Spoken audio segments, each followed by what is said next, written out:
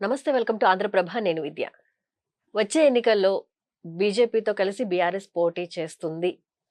ఈ క్వెషన్‌కి క్లియర్ కట్‌గా హరీష్ రావు గారు సమాధానం చెప్పేసారు. ఇది ఎప్పటినుంచో వినికిడిలోకి వస్తూ ఉంది. ఏం జరుగుతుంది? ఏంటి? కలిసి పోటీ చేస్తారా? లేదా? అనే ప్రశ్నలు, సందేహాలు దాని మీద చాలా సార్లు క్లారిటీ ఇచ్చారు. అయినా మళ్ళీ హరీష్ రావు గారు మీడియా వేదికగా ఈ ప్రశ్నకు సమాధానం క్లియర్ కట్‌గా ఎక్స్‌ప్లెయిన్ చేయడం జరిగింది. ఇప్పుడు ఈ విషయాల్ని ప్రస్తావనలోకి తీసుకురావడం వెనుక ఉన్న ఆంతర్యం ఏంటి? క్లియర్ కట్‌గా ఎక్స్‌ప్లెయిన్ చేయడానికి ఆంధ్రప్రభ తెలంగాణ ఎడిషన్ ఎడిటర్ దినషా బాబు గారు మనతో పాటు స్టూడియోలో సిద్ధంగా ఉన్నారు. వారిని అడిగి వారి మాటల్లో తెలుసుకుందాం ఏంటి అనేది. నమస్తే అండి. వెల్కమ్ టు ఆంధ్రప్రభ నమస్తే. దినషా బాబు గారు.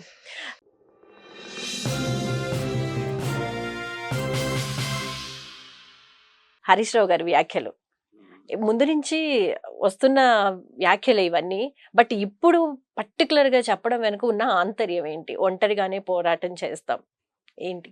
అంటే ఇవన్నీ రీసెంట్‌గా జరుగుతున్న పరిణామాలని గమనించాలి మనం. హ్మ్. ఫస్ట్ నుంచి ఏం జరుగుతోందంటే బీఆర్ఎస్, బీజేపీ ఒకటేనని కాంగ్రెస్ ఆరోపిస్తోంది. హ్మ్.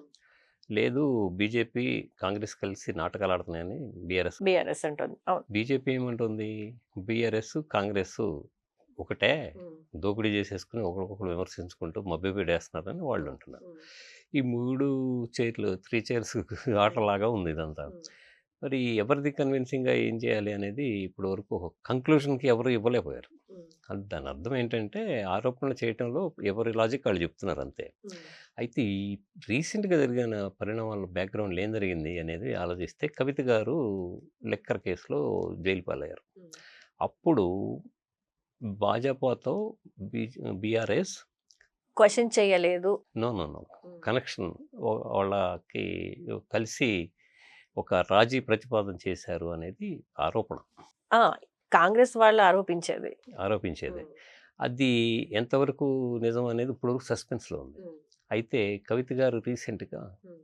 ఒక లేఖ విడుదల వె చేశారు. హ్మ్. వెళ్ళిన తర్వాత దాని మీద వచ్చినాయి లేఖ అవన్నీ. రాసారు. అది ఎవరు విడుదల చేసారో క్లారిటీ లేదు మళ్ళీ. ఓకే. దాని మీద వచ్చినాయి ఇవన్నీ. హ్మ్.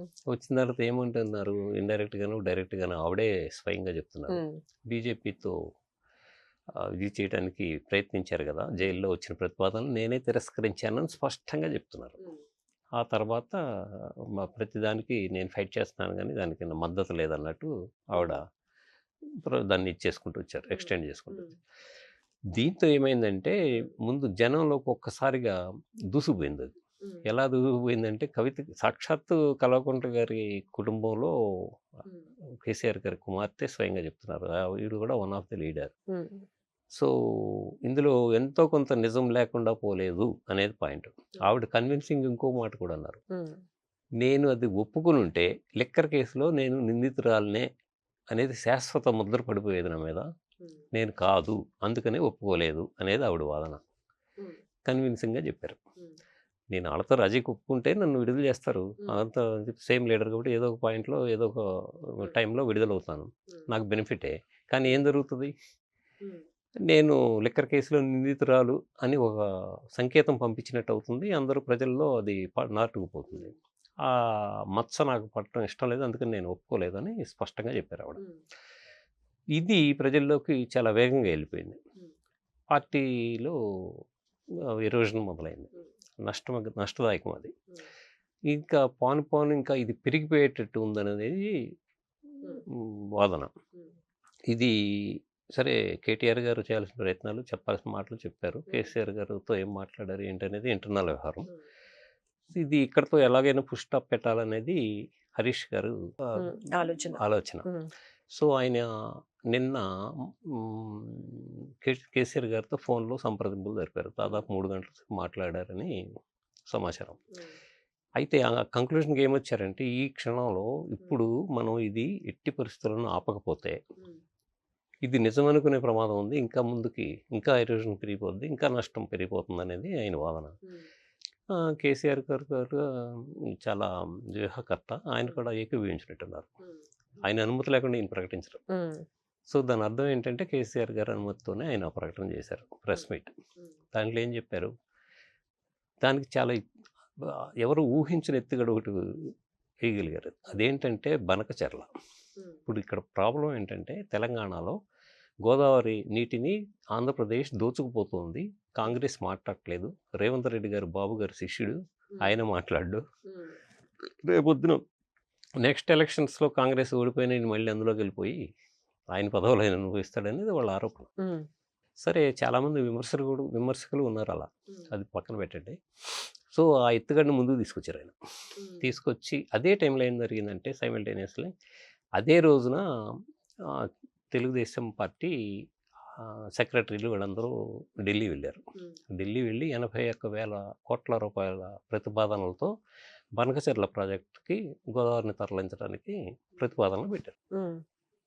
అది కరెక్ట్గా ఇదే టైంకి రావడంతో వీళ్ళకి అది అనుకూలించింది, బీఆర్ఎస్కి. దాన్ని ఎత్తి చూపించి స్పష్టంగా చెప్పారు, వాళ్ళిద్దరూ తెలంగాణ ద్రోహులు, భాజపా అదే పరిస్థితిలో దానికి సపోర్ట్ చేస్తోంది, చంద్రబాబు మొదటి నుంచి ద్రోహే, మొత్తం వాటర్ పట్టుకుపోతున్నాడు, దోపిడీని ఆపట్లేదు, కనీసం ప్రశ్నించట్లేదు వీళ్ళు అనేది వాదన.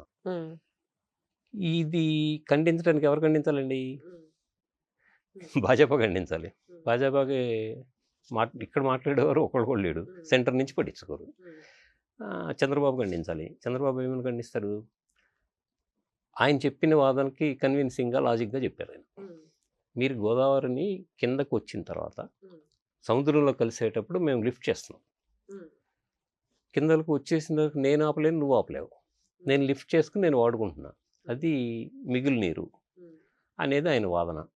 ఈ మిగిలి నీటితో మీకు నష్టం లేదు, తెలంగాణకి నష్టం లేదు, తెలంగాణ ఆంధ్రప్రదేశ్ నాకు రెండు కళ్ళే అని 2 కళ్ళ సిద్ధాంతాన్ని రిపీట్ చేశారు. సో ఆయన చెప్పిన వాదనకి లాజిక్ ఉంది.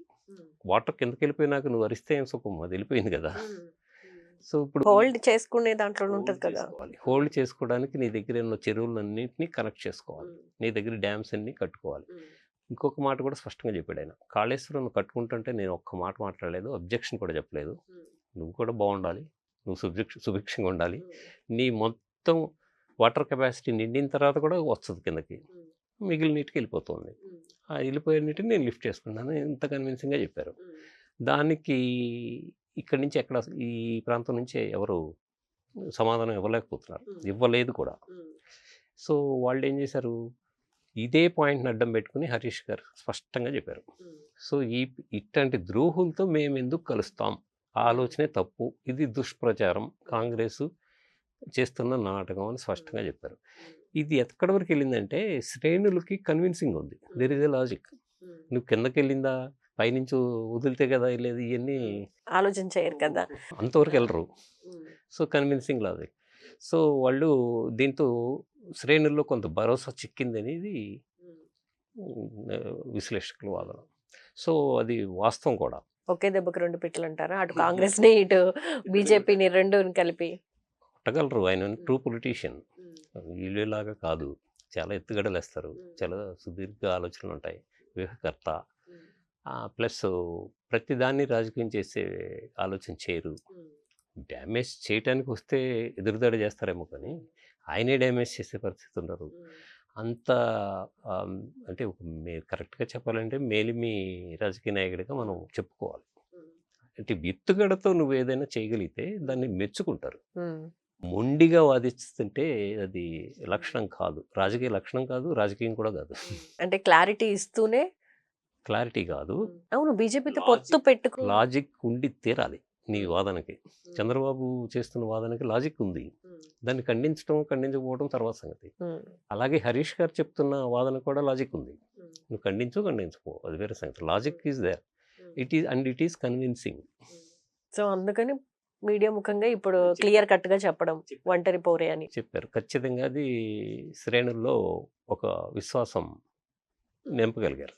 ఓకే, సో వాళ్ళకు కూడా క్లారిటీ వచ్చిందంటారా ఈ మాటలతో? ఖచ్చితంగా ఎంతో కొంత వచ్చింది. ఎంతో కొంత అంటే ఇప్పుడు ఎరోషన్ అయింది 100% అయితే అట్లీస్ట్ 90% కన్నా ఆపగలిగారు.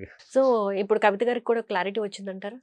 అట్లా కాదు చూడాల్సింది. మళ్ళీ ఇప్పుడు ఇన్ని చూస్తే మరి ఇప్పుడు కవిత గారు బీజేపీని ఇలా ఖండించినప్పుడు ఇప్పుడు ఆవిడేమంటారు అనేది వేచి చూడాలి.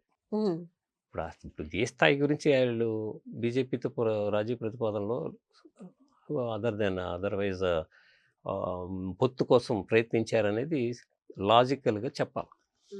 అలా చెప్పకపోతే కష్టం. ఇప్పుడు బాలు ఇప్పుడు కవిత గారి కోర్టులో పడింది. ఆవిడ ఎలా స్పందిస్తారో చూడాలి. రైట్ అండి. థ్యాంక్ యూ సో మచ్ అండి.